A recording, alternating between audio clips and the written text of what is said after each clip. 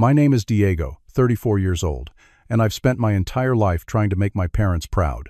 Despite building a multi-million-dollar tech company in San Francisco, nothing ever measured up to their expectations. When their 35th anniversary approached, I thought I'd finally impress them with a $15,000 Caribbean cruise, the perfect gift to show my success and love. Then came that text from Dad. "We just thought it might be better without you." What hurt most? I had paid for every penny of their dream vacation. Before I tell you how this cruise disaster unfolded, drop a comment letting me know where you're watching from. Hit subscribe if you've ever felt like the black sheep of your family.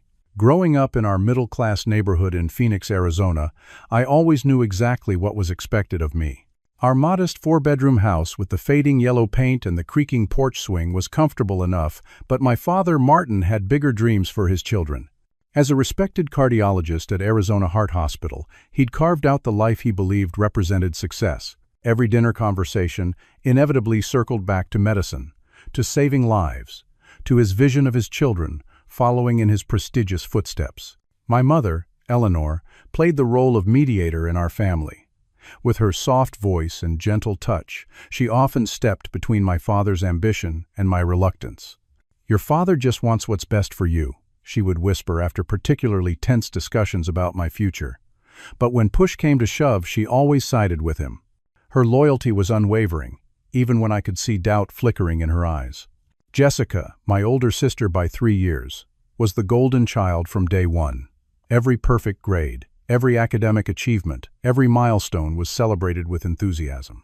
When she got into Harvard Medical School, Dad threw her a party that the entire neighborhood attended. Now, at 37, she's a neurosurgeon with publications in medical journals and a reputation that makes my father's chest swell with pride whenever her name is mentioned. "Your sister understands commitment," he would tell me. Then there's Ryan, my younger brother by 4 years. The baby of the family who watched the dynamic unfold and made the calculated decision to follow the path of least resistance. Currently finishing his residency in cardiology, following Dad's exact specialty, he's secured his position as the son who didn't disappoint. At 30, he's engaged to a pediatrician named Sophia, completing the perfect medical family my father always wanted. And then there's me, the middle child, who dared to dream differently. I actually made it to medical school, believe it or not. I spent 2 years at UCLA Medical School, forcing myself through anatomy labs and pharmacology classes, coming home with bloodshot eyes from studying material that never quite captured my passion. I called home weekly with updates, clinging to the pride in my father's voice when I shared my grades. "That's my boy," he would say, and for a moment I felt whole. But during my second year, while building a study app for my classmates, I discovered where my true talents and interests lay. The app gained traction beyond our university, and suddenly I was fielding calls from investors while trying to cram for finals. The decision to leave medicine wasn't made lightly. I spent months in agony, knowing what it would cost me. "You're throwing away your future," my father had shouted, his face contorted with anger and disappointment when I finally told them. "For what? Computer games. This internet fad will be over in 5 years, and you'll have nothing to show for it." My mother cried silently, which was somehow worse than if she'd joined in his shouting. Jessica looked at me with a mixture of pity and superiority, while Ryan observed carefully, learning what happened when you stepped off the prescribed path. The following years proved my father both right and wrong.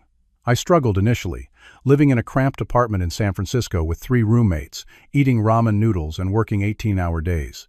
There were moments when I nearly called home to admit defeat, to say I'd reapply to medical school. But I persevered, and 8 years ago, my company SyncLife, a health data integration platform, secured its first major contract. Now, SyncLife employs 120 people, has offices in 3 cities, and was recently valued at $80 million. I own a penthouse apartment overlooking the bay and have been featured in tech magazines. By any objective measure, I've achieved success, just not the kind my family values. Over the past few years, there had been small signs that perhaps my parents were finally coming around. My father occasionally mentioned an article he'd read about my company. My mother proudly told her friends about my new apartment. When I flew them out to San Francisco last Christmas, they seemed genuinely impressed by the life I'd built. For the first time in a decade, I felt the ice thawing. That's why, when their 35th anniversary approached, I decided to go all out. I wanted to give them something extraordinary, something that would show both my love and my success, something that would finally close the gap between us. A cruise seemed perfect. My parents had always talked about taking one but had never prioritized it over their other responsibilities. Little did I know that my grand gesture would expose the truth about where I really stood in my family. The idea for the anniversary cruise came to me during a business trip to Miami last October. I was having dinner at a waterfront restaurant when I saw a massive cruise ship gliding out of the port, lit up like a floating city against the twilight sky. It reminded me of how my parents would watch travel shows about exotic cruises, my mother always saying. Someday, when we retire, we'll do that. Why wait for someday? Their 35th anniversary was in June, the perfect opportunity. As soon as I returned to San Francisco, I began my research. This wouldn't be just any cruise. It would be the ultimate experience, the kind of luxury vacation they'd never splurge on for themselves. I hired Veronica, a high-end travel agent who specialized in luxury cruises. "I want the best," I told her during our first meeting. "Price isn't an issue." She smiled and pulled out brochures for various cruise lines, explaining the differences between them as we sipped espresso in her elegant office overlooking Union Square. We settled on a 14-day Caribbean cruise on the Royal Caribbean Oasis of the Seas, one of the most luxurious ships in the world. The itinerary included stops in St. Thomas, St. Martin, Puerto Rico, and the cruise line's private island in the Bahamas. But the standard package wouldn't do. I upgraded everything. The crown jewel was the Royal Suite, with balcony 700 square feet of luxury, with a separate bedroom, living room, and a private veranda where my parents could enjoy breakfast while watching the sunrise over the ocean. At $15,000, it was more expensive than my first car, but I didn't hesitate. "Let's add the premium beverage package," I instructed Veronica, imagining my father enjoying fine whiskeys and my mother sipping exotic cocktails without worrying about the bill. "And the specialty dining package so they can try all the restaurants." This added another $2,000, but I wanted them to have absolute freedom to enjoy everything without thinking about costs. I arranged special experiences, a couple's massage at the ship's spa, a private sunset dinner on their veranda, and a professional photography session to commemorate their anniversary. I even coordinated with the ship's staff to have their suite decorated with flowers and a bottle of Dom Perignon chilling upon their arrival. Throughout this planning process, I kept my siblings in the loop. I set up a group text with Jessica and Ryan, sharing my ideas and the details of what I was arranging. I suggested we split the cost, though I was prepared to cover most of it. "Wow, that's really extravagant, Diego," Jessica wrote back. "Mom and Dad are pretty simple people. They might be uncomfortable with something so lavish." "I can chip in $500, Ryan offered, "but that's really all I can afford right now with residency and the wedding planning." Jessica eventually agreed to contribute $1,000, a token amount, given her surgeon's salary. "I think they'd really enjoy some alone time," she added. "This anniversary is about them as a couple." Looking back, I should have recognized these comments for what they were: early warning signs. But I was too caught up in my vision of finally doing something that would make my family see me differently. When the booking confirmation came through, I printed it on heavy cardstock and placed it in a custom-made box along with a detailed itinerary and brochures about all the places they would visit. I added a handwritten note. "To the two people who gave me life and taught me to dream big, enjoy the adventure you deserve. Love, Diego." I flew to Phoenix on a Friday evening to deliver the gift in person, arriving at their house with the package tucked under my arm, my stomach fluttering with anticipation. We had dinner first, my mother's lasagna, my father's favorite, and then moved to the living room for coffee and dessert. "We have some news," my father announced before I could present my gift. "Jessica has been selected for a prestigious fellowship next year." Of course, even my moment had to share space with Jessica's accomplishments. I smiled and congratulated her over the phone when my mother called her so we could all celebrate together. Finally, I handed them the box. "Happy anniversary, a few months early." My mother carefully untied the ribbon and lifted the lid. For a moment, there was silence as they realized what they were looking at. Then my mother's hand flew to her mouth, her eyes filling with tears. "Martin, look at this," she whispered, passing him the confirmation letter. My father read it, his eyebrows rising. "A cruise? The Royal Suite?" He looked up at me, genuine surprise on his face. "Diego, this is." This is extremely generous. My mother hugged me tightly. I can't believe you did this for us. It's too much. You deserve it, I said, feeling a warmth spread through my chest. This was the reaction I'd hoped for: genuine gratitude, and perhaps a new appreciation for what I could provide. For once, I wasn't being compared to Jessica or Ryan. This was my moment. Over the next few months, I continued to fine-tune the details. I called the cruise line regularly to confirm special arrangements and add thoughtful touches: an anniversary cake to be delivered to their table during a formal dinner, their favorite wine stocked in their suite, excursions at each port tailored to their interests. Each time I confirmed another detail, I'd call my parents to share the new addition to their trip. They always expressed gratitude, seeming genuinely excited. "We've been looking at YouTube videos of the ship," my mother told me. "It's like a floating palace." Everything was perfect, or so I thought. It was a Tuesday evening in late May, just 3 weeks before the cruise departure date. I was working late at the office, finalizing a new partnership deal, when I decided to call my parents to discuss logistics. They were flying from Phoenix to Miami the day before embarkation, and I wanted to coordinate when we would meet at the port. I was planning to fly in that morning to see them off, help them get settled in their suite, and ensure everything was perfect before they set sail. My father answered on the 4th ring. "Hello?" "Hey, Dad," I said, leaning back in my office chair, gazing at the San Francisco skyline twinkling beyond my window, just calling to coordinate for the cruise. "What time does your flight get into Miami?" There was a pause, just a beat too long, before he responded. "Oh, the cruise. Right." Something in his tone made my stomach tighten. "Is everything okay? You're still able to go, right?"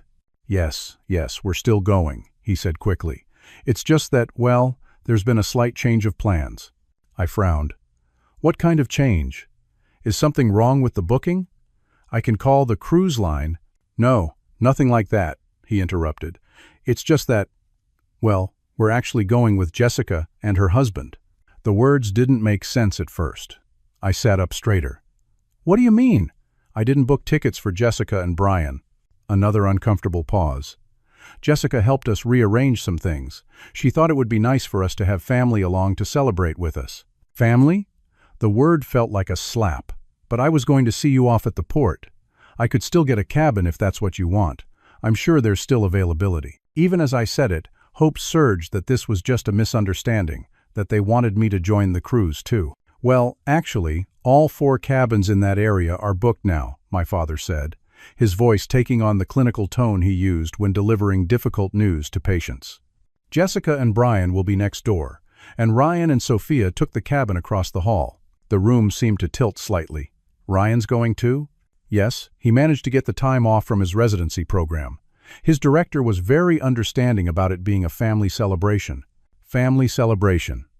The words echoed in my head as I tried to process what I was hearing. The cruise I had paid for $15,000 plus all the extras had been transformed into a family vacation that didn't include me. "Dad," I said carefully, fighting to keep my voice steady, "why wasn't I told about this? Why wasn't I invited?" In the background, I could hear my mother's voice, though I couldn't make out what she was saying. My father covered the phone briefly, then came back. "Diego, it's nothing personal. We just thought it might be better this way." "Better how?" I managed to ask, my throat tightening. "You're so busy with your company. We know how hard it is for you to get away. And Jessica mentioned, you don't really enjoy these family gatherings anymore. You always seem uncomfortable." I gripped the phone tighter. "Did anyone consider asking me?" Another muffled conversation in the background. My mother still hadn't come to the phone. "Look, son, it just worked out this way. Jessica helped your mother plan it, and it seemed like a good arrangement. It's a couples thing. Really Jessica and Brian, Ryan and Sophia, your mother and me. Except I wasn't part of a couple." The unspoken implication hung in the air. If I had a serious girlfriend or wife, would I have been included? "I see," I said, fighting to keep the hurt from my voice. Professional pride kicked in. I wouldn't let them hear me break. "Well, I hope you all have a great time." "You're not upset, are you?" my father asked, sounding genuinely surprised that I might be. "No, it's fine," I lied. "It's your anniversary. You should celebrate it however makes you happy." "That's very understanding of you," he said, sounding relieved. "Your mother was worried you might take it the wrong way." Yet she still hadn't asked to speak to me. We ended the call shortly after, with vague promises to talk again soon. I sat motionless in my office chair, staring at the darkened computer screen, trying to process what had just happened. My phone buzzed with a text. From my father. "Just to be clear, we thought it might be better without you. Nothing personal, just a different dynamic. Your mother says thank you again for the generous gift." I stared at the message, reading it over and over, each word a fresh cut. Better without you. Nothing personal, generous gift. After several minutes, I typed back the only response I could manage, without revealing the depth of my pain. "Sure thing." Then I turned off my phone, gathered my laptop, and walked out of my office.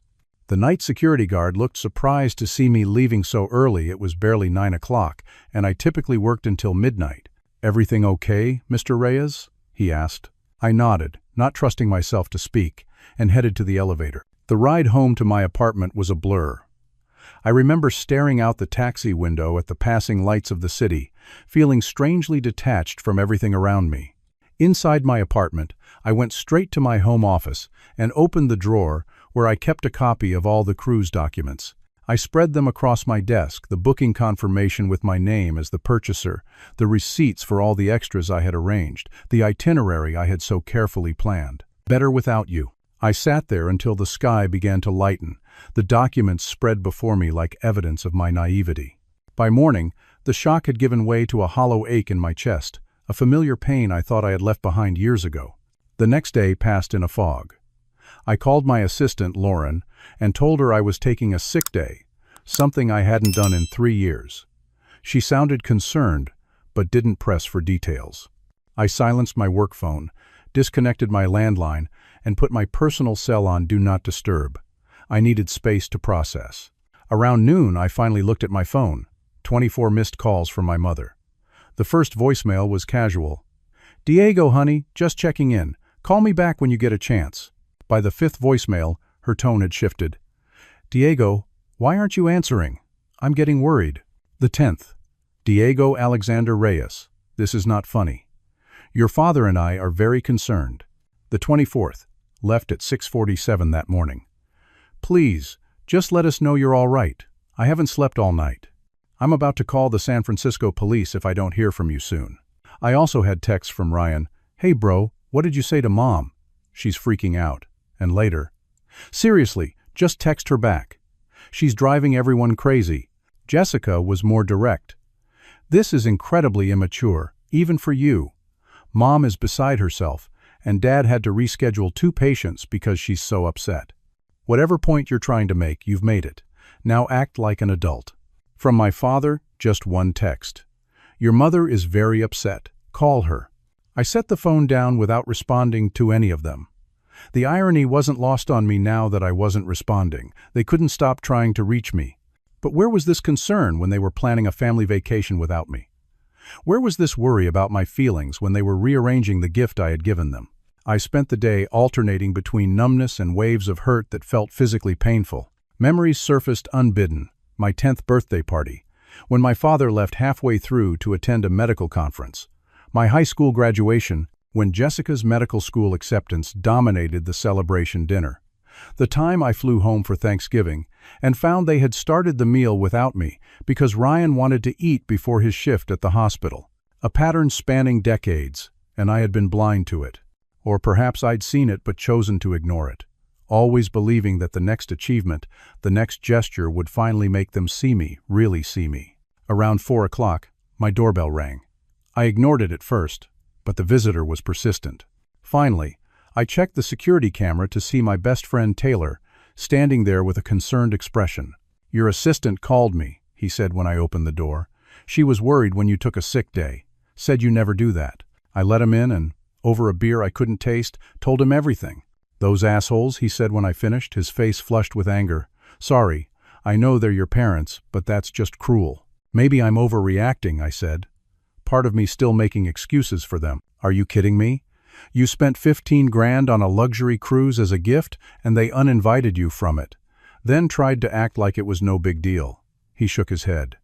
"That's not normal, Diego. That's not how loving families treat each other." After Taylor left, promising to check on me the next day, I forced myself to eat something and tried to sleep. But every time I closed my eyes, I saw my father's text. "We thought it might be better without you." The following day, I went back to work, needing the distraction. My colleague Zachary noticed something was off and cornered me in the break room. "You look like hell," he said bluntly. "What's going on?" I gave him the abbreviated version, too emotionally exhausted to hide it anymore. His response was immediate. "Cancel the payment, call the credit card company, and report it as fraud." "I can't do that," I said, though the thought had crossed my mind. It would ruin their trip, and they'd never forgive me. "So what?" Zachary countered. "They clearly don't care about hurting you." I shook my head.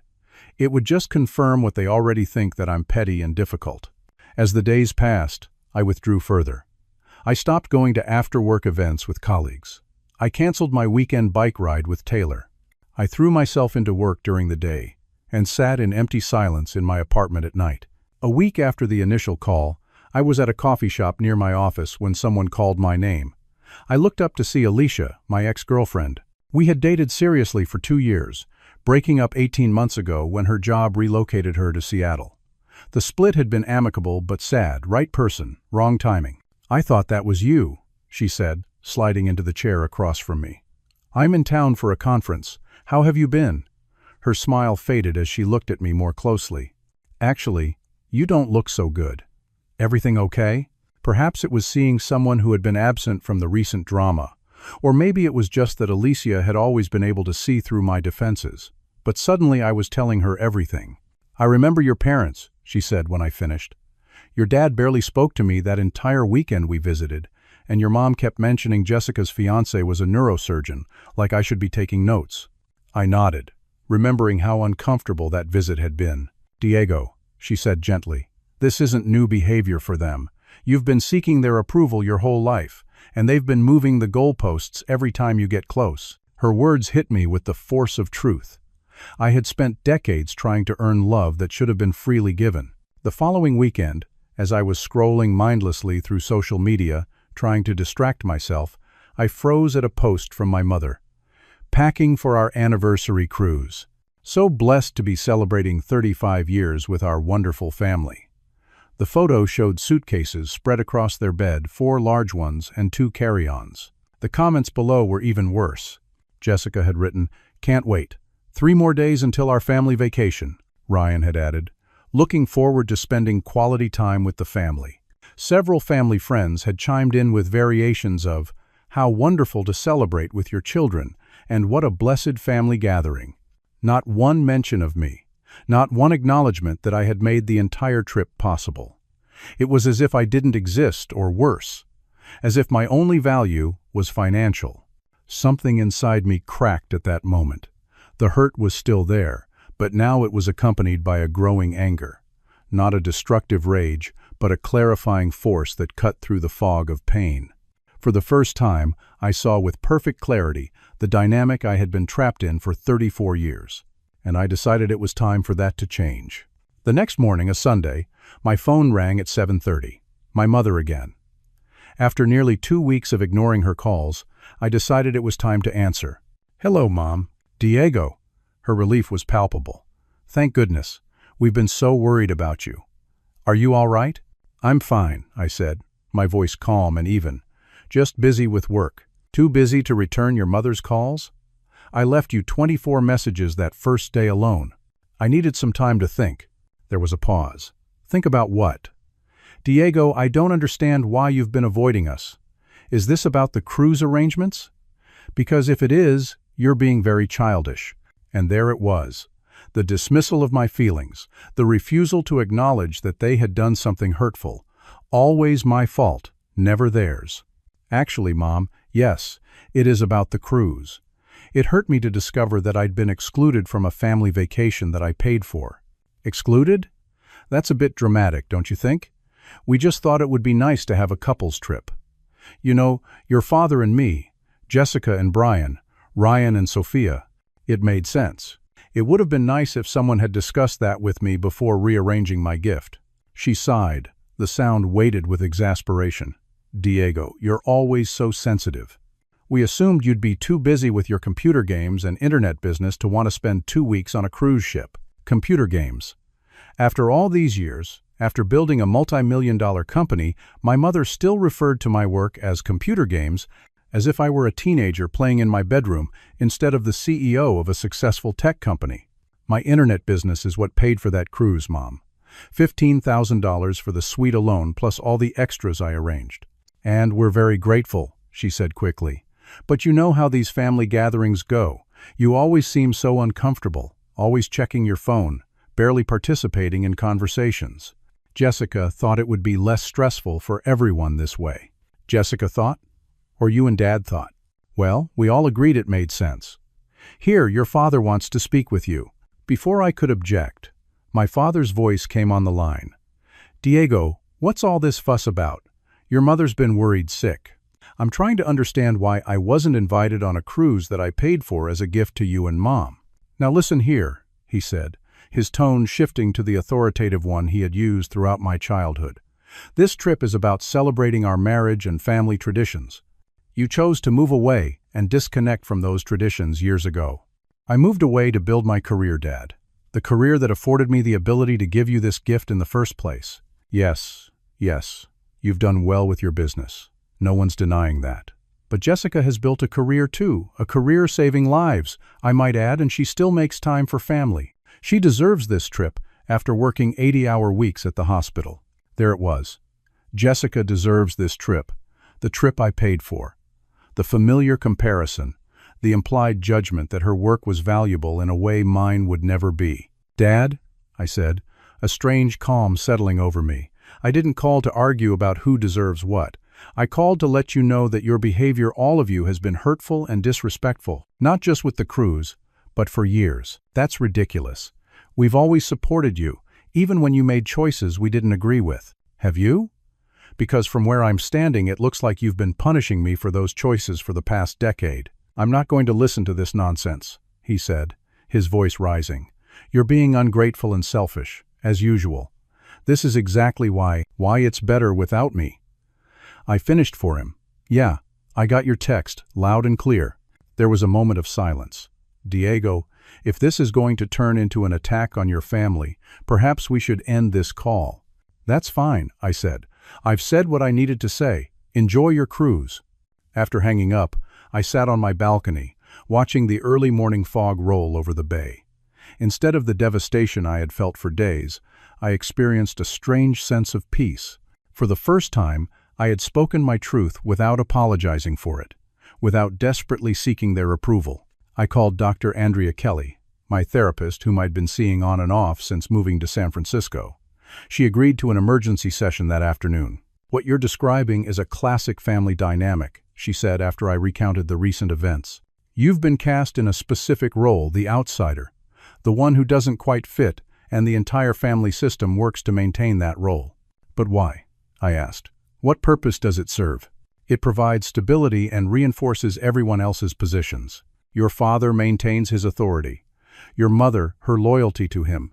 Jessica, her status as the golden child, and Ryan, his position as the compliant one. If you were accepted fully, those dynamics would have to shift. We spent the next hour unpacking decades of patterns. The subtle and not so subtle ways I had been kept on the outside, always reaching for approval that was strategically withheld. What do I do now? I asked as our session was ending. That depends on what you want, Dr. Andrea replied. But whatever you decide, it needs to come from a place of self-respect, not from hoping to finally win their approval. Those words stayed with me as I left her office. Self-respect, not approval-seeking. That evening, Taylor and Zachary came over for dinner, Taylor's idea, to make sure I wasn't isolating myself. As we sat on my balcony with takeout Thai food, I shared Dr. Andrea's insights. She's spot on, Taylor said. I've watched this dynamic play out for years.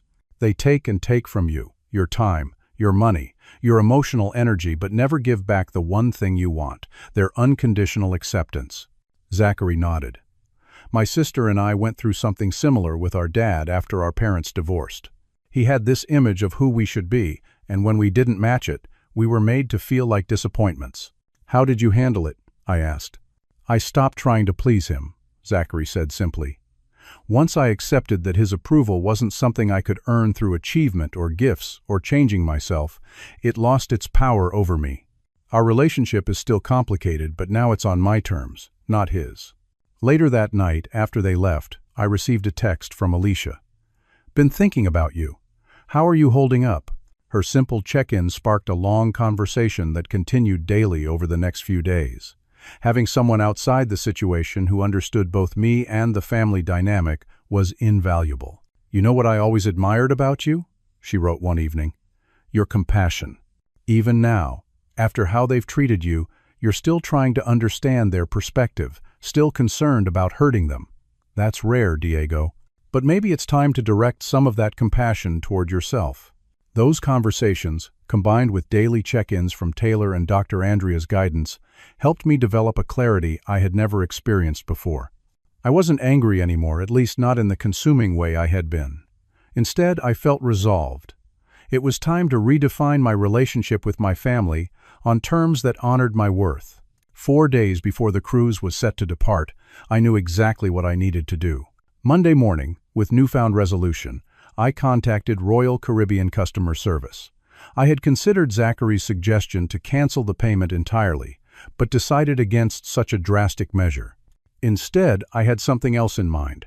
I'd like to make some changes to a booking, I explained to the representative, providing the confirmation number. It's a gift for my parents, but we need to adjust a few things. Of course, Mr. Reyes. What changes would you like to make?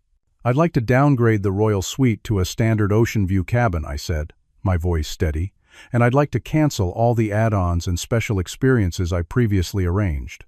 The representative sounded confused. Are you sure, sir? The Royal Suite is one of our premium accommodations, and you've added quite a number of special experiences. I'm sure, I confirmed. Please process the changes and refund the difference to my credit card. After confirming the modifications which resulted in a substantial refund, I had one more request. I'd like to use part of that refund to book a separate vacation. 20 minutes later, I had secured a 10-day trip to Japan, a destination I'd always wanted to visit but had never prioritized. The trip was scheduled to begin the day after my parents' cruise departed. A symbolic fresh start. Next, I composed a carefully worded email to my entire family. I spent hours drafting it, revising with Dr. Andrea's help to ensure it communicated boundaries without vengeance. Subject: Cruise arrangements, updates and boundaries. Mom, Dad, Jessica, and Ryan, I wanted to inform you of some changes to the anniversary cruise arrangements. After careful consideration, I've modified the booking to better align with the nature of your trip. As this has become a family vacation rather than the private anniversary celebration I initially planned, I've adjusted the accommodations accordingly. You'll now be staying in a standard ocean view cabin rather than the Royal Suite. The specialty dining package, premium beverage package, and special experiences have also been canceled. The difference in cost has been refunded to me, and I've used a portion to book my own solo trip to Japan, something I've wanted to do for years. This decision isn't made out of spite, but out of self-respect. For too long, I've attempted to earn your approval through achievements and gestures, only to be consistently made to feel like an outsider in my own family. The cruise situation being excluded from a trip I financed without so much as a conversation has made it clear that this dynamic needs to change. Moving forward, I'll be establishing clearer boundaries in our relationship. I will always be your son and brother, but I will no longer accept being treated as less valuable or less worthy of inclusion than others in this family. I wish you an enjoyable cruise and a happy anniversary.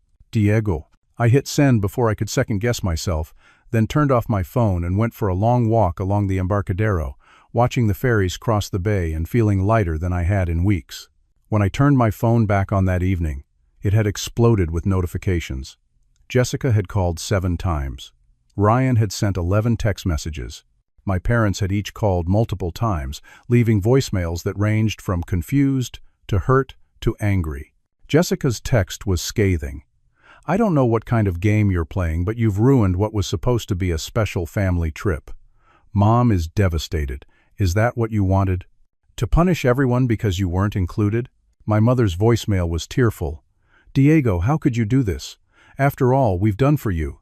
Your father and I are so hurt. Please call us back so we can fix this. My father was predictably authoritative. Diego, this behavior is completely unacceptable. Call me back immediately so we can discuss this like adults. But it was Ryan's message that surprised me. Hey, I just want to say I get it. What happened with the cruise was messed up. I should have said something when they were planning it. I'm sorry, bro. Let me know if you want to talk. I replied only to Ryan. Thanks for understanding. This was a hard decision, but a necessary one. Let's talk when you get back. The next morning, I had an unexpected visitor at my office. Lauren looked uncomfortable as she poked her head in my door. Your sister Jessica is here. She says it's urgent. Before I could respond, Jessica pushed past Lauren into my office, her face flushed with anger. She must have taken the first flight from Boston after receiving my email. What the hell is wrong with you? She demanded, dropping her designer handbag on my visitor chair. You've completely ruined Mom and Dad's anniversary with this childish stunt. I remained seated, maintaining my composure. Hello, Jessica. I wasn't expecting you. Obviously. You probably thought you could hide behind an email and avoid facing the consequences of your actions. Please, sit down, I said calmly. I have a meeting in 20 minutes, but we can talk until then. Her eyes widened at my composed demeanor. She had clearly expected me to be defensive or apologetic. Reluctantly, Do you have any idea what you've done? She continued. Mom was in tears all night. Dad had to call in a favor to get our rooms upgraded again, and it's still not the same level as what we had before. The cruise was a gift from me to Mom and Dad for their anniversary, I reminded her. A gift that you helped rearrange without consulting me, turning it into a family vacation from which I was specifically excluded. That's what this is about? You're jealous because you weren't invited? This isn't about jealousy, Jessica. It's about respect, about acknowledging that I have value in this family beyond my checkbook. She scoffed. No one treats you like a checkbook. You're being ridiculously dramatic. Let me ask you something, I said, leaning forward. If you had spent $15,000 on a gift for our parents, and I had rearranged it to include myself and exclude you, how would you feel? That would never happen because I wouldn't. She stopped herself, realizing the corner she was backing into. You wouldn't what? Give such an extravagant gift?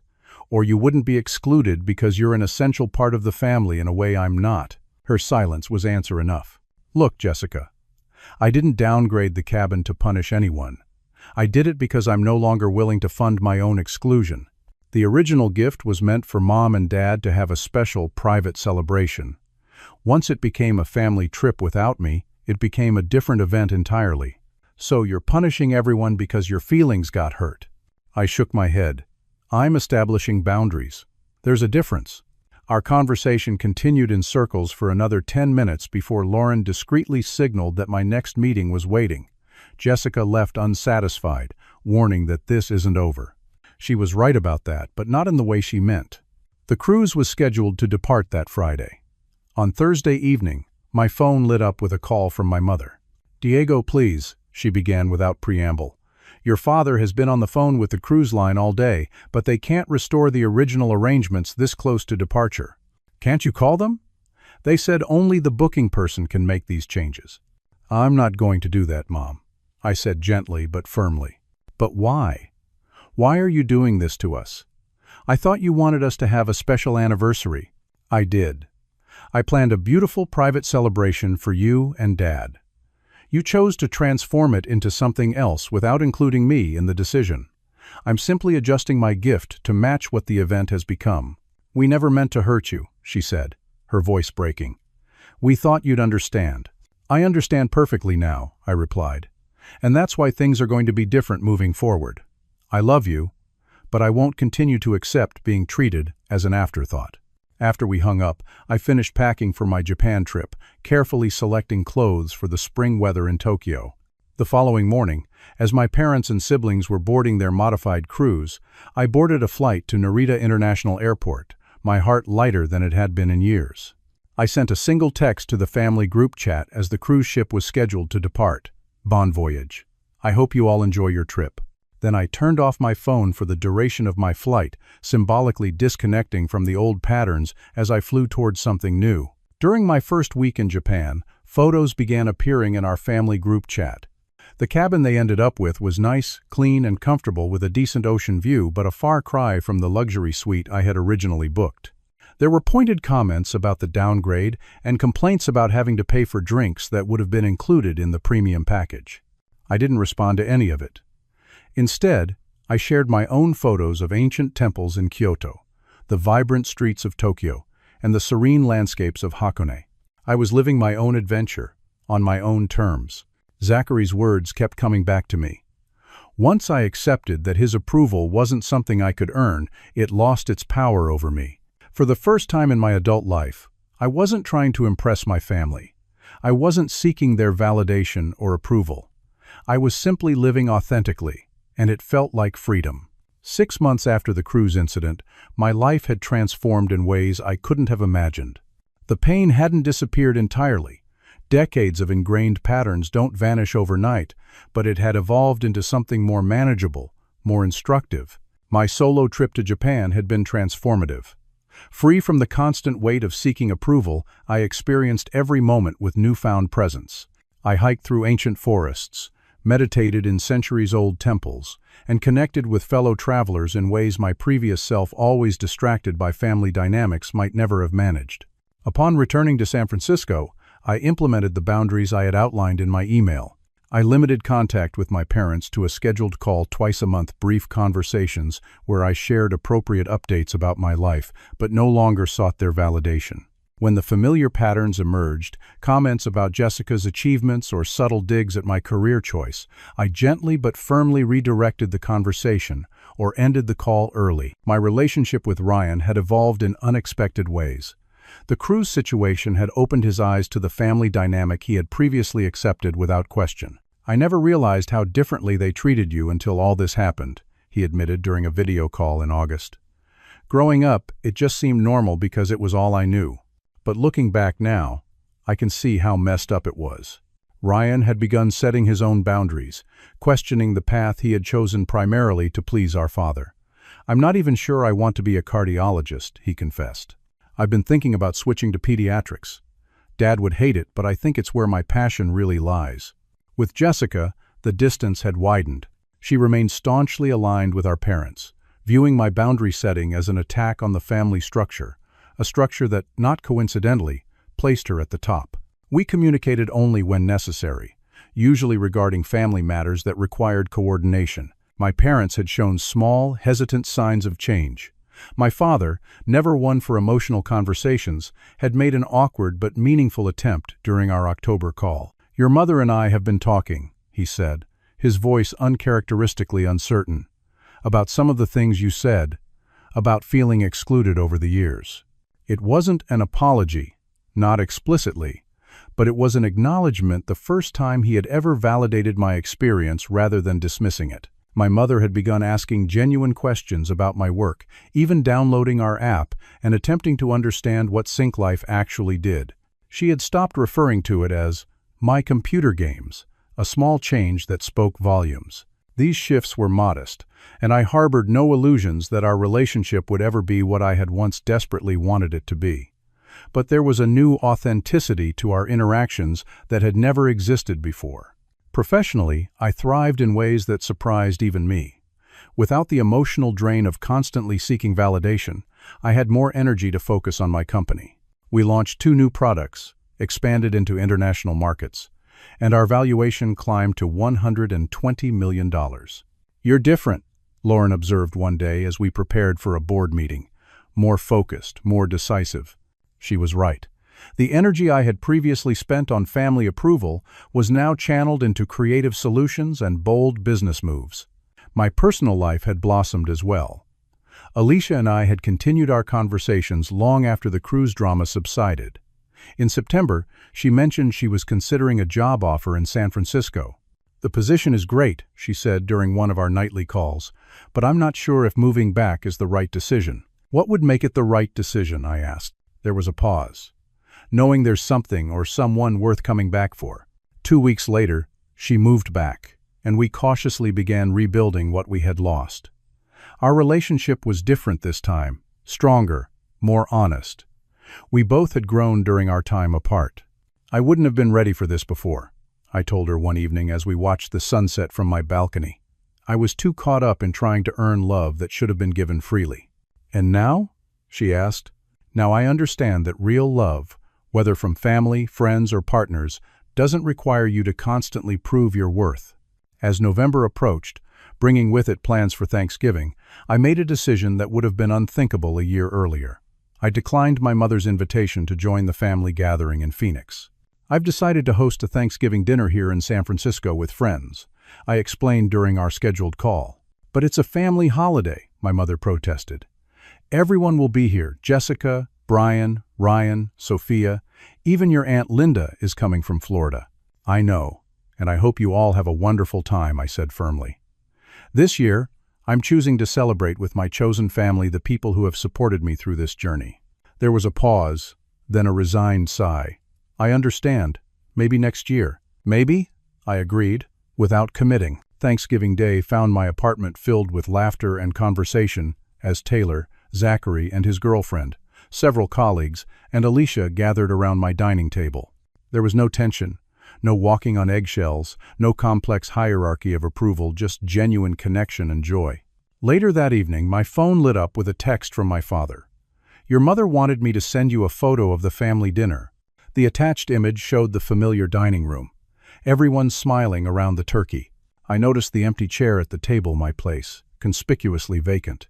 Perhaps it was meant to make me feel guilty, to highlight my absence. Instead, it symbolized something else entirely: my freedom to choose where and how I belonged. I replied with a photo of my own gathering, everyone raising their glasses in a toast. "Happy Thanksgiving from San Francisco." My father's response came an hour later. "Looks nice. Your mother says the apartment view is impressive."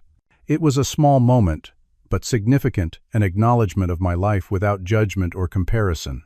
As I reflect on the journey of these past 6 months, the lessons crystallize with newfound clarity. The cruise incident, painful as it was, became the catalyst for profound change. It forced me to confront patterns that had shaped my entire life, to recognize that I had been setting myself on fire to keep others warm. The most important lesson wasn't about family dynamics or even boundary setting, though those were critical. It was about finding the courage to define my own worth, independent of external validation, to recognize that love shouldn't be conditional, and acceptance shouldn't require constant proof. I don't know what the future holds for my relationship with my family. There may be further healing, or we may settle into this new, more distant but healthier dynamic. What I do know is that I'm no longer waiting for their approval to live my life fully. The greatest gift that came from this painful experience wasn't the $15,000 I ultimately spent on a cabin downgrade and a transformative trip to Japan. It was the liberation from patterns that had confined me for 34 years. It was the freedom to finally say, "This is who I am. Take it or leave it."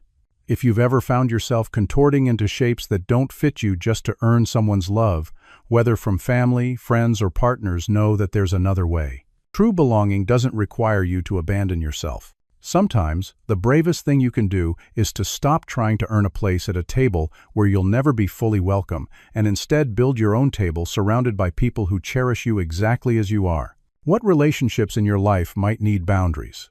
Have you ever had to stand up for yourself against family expectations? Share your experiences in the comments below, and don't forget to like and subscribe if this story resonated with you. Thank you for listening to my journey, and remember, your worth is never defined by someone else's inability to see it.